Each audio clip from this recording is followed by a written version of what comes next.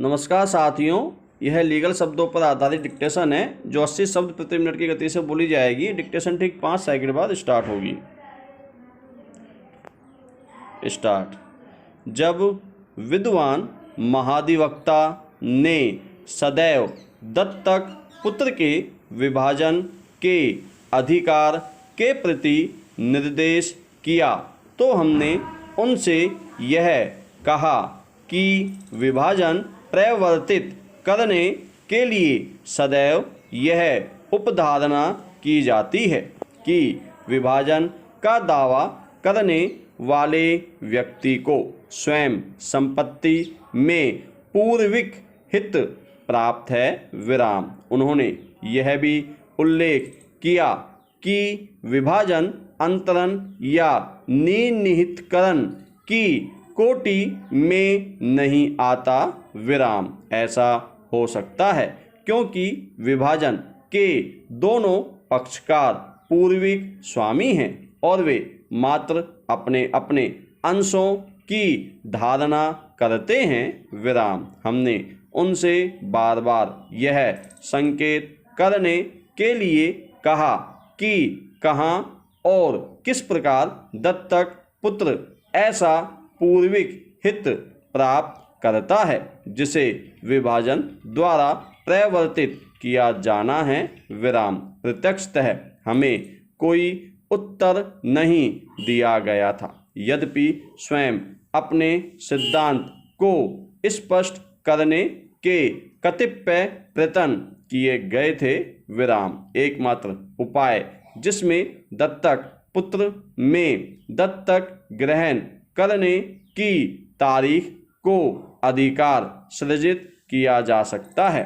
दत्तक ग्रहण करने की क्रिया के माध्यम से जन्म से हित प्राप्त करना है, चाहे यह जन्म नैसर्गिक हो या सिविल विराम। यदि वह अधिकार उपलब्ध नहीं है तो कोई पूर्विक अधिकार नहीं है और दत्तक पुत्र द्वारा कोई विभाजन प्रवृत्त करने का कोई प्रश्न ही नहीं है विराम। पुनः इस दृष्टिकोण द्वारा उपांतरण सहित वस्तुतः ऐसा कहे बिना प्रत्यानित के संबंध की संकल्पना को अप्रत्यक्ष रूप से प्रवर्तित किया गया है कि उस अर्धांश के बारे में जो विधवा के पास बचा हुआ था वह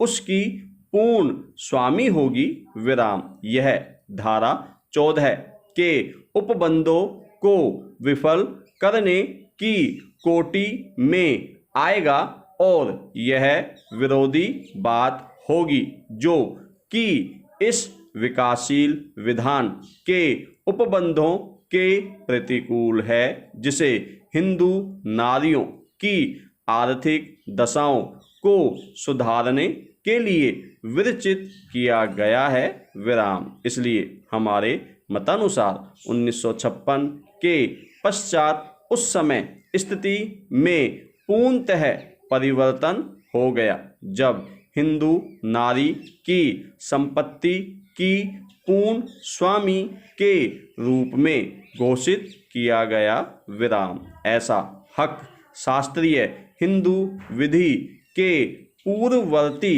उपबंधों के असंगत है, जहां महिला आजीवन हित सहित तत्समय मात्र अविभक्त कुटुंब संपत्ति धारण कर रही थी और जो अधिकार उस कुटुंब में पुरुष वारिस के पुनः स्थापन द्वारा सदैव विफलनीय था विराम। पैरा।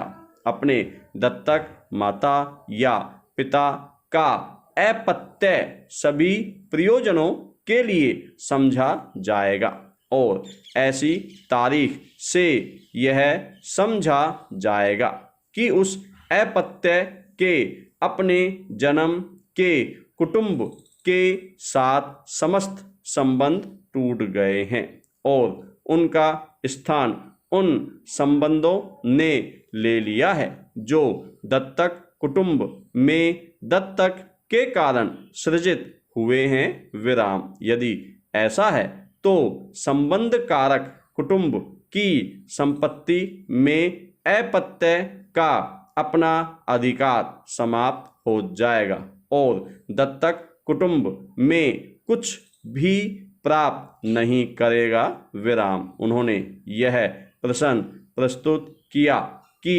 विधानमंडल का आशय दोनों कुटुंबों की संपत्ति से दत्तक पुत्र को वंचित करना था विराम। हम यह नहीं समझते कि इस प्रश्न को उस रीति में प्रस्तुत किया जा सकता है जिसमें विद्वान महाधिवक्ता ने प्रस्तुत किया है विराम। सही दृष्टिकोण यह है कि हिंदू नारी की स्थिति को सुधारने की इप्सा की गई थी विराम। दत्तक ग्रहण हिंदू विधि का अभिन्न अंग था और विधानमंडल हिंदू कुटुंब के सदस्यों को दत्तक ग्रहण करने के अधिकार से वंचित नहीं करना चाहता विराम। रूढ़िजन्य हिंदू विधि के अनुसार पुत्र को केवल मानसिक आध्यात्मिक फायदे के लिए तथा दत्तक पिता के वंश क्रम को बनाए रखने के लिए दत्तक ग्रहण किया जाता था विराम। संहिताबद्ध विधि का इस स्थिति पर कोई प्रभाव नहीं पड़ा है विराम। यदि किसी दी गई स्थिति में दत्तक पुत्र के लिए कोई संपत्ति प्राप्त करने की संभावना नहीं थी और दत्तक में पुत्र अपत्य देने वाले माता या पिता यह देखना चाहते थे कि अपत्य दत्तक कुटुंब से भी महत्वपूर्ण फायदा भी प्राप्त करे। हिंदू दत्तक ग्रहण और भरण पोषण अधिनियम 1956 की धारा 13 में विशेष उपबंध किया गया है विराम। इसलिए यह स्पष्ट है कि दत्तक पुत्र दोनों कुटुंबों में संपत्ति से वंचित नहीं किया जाना चाहिए और दत्तक देने वाले व्यक्ति के लिए ऐसी संपत्ति के विषय में विनिर्दिष्ट उपबंध करना जो कि दत्तक पुत्र को उपलब्ध होनी चाहिए संभव है विराम। किसी भी दशा में ऐसी दूरस्थ नैतिक बात को उस उपबंध की सरल भाषा में हस्तक्षेप करने के लिए अनुज्ञात नहीं किया जा सकता विराम। इस प्रकार हमारा यह समाधान हो गया है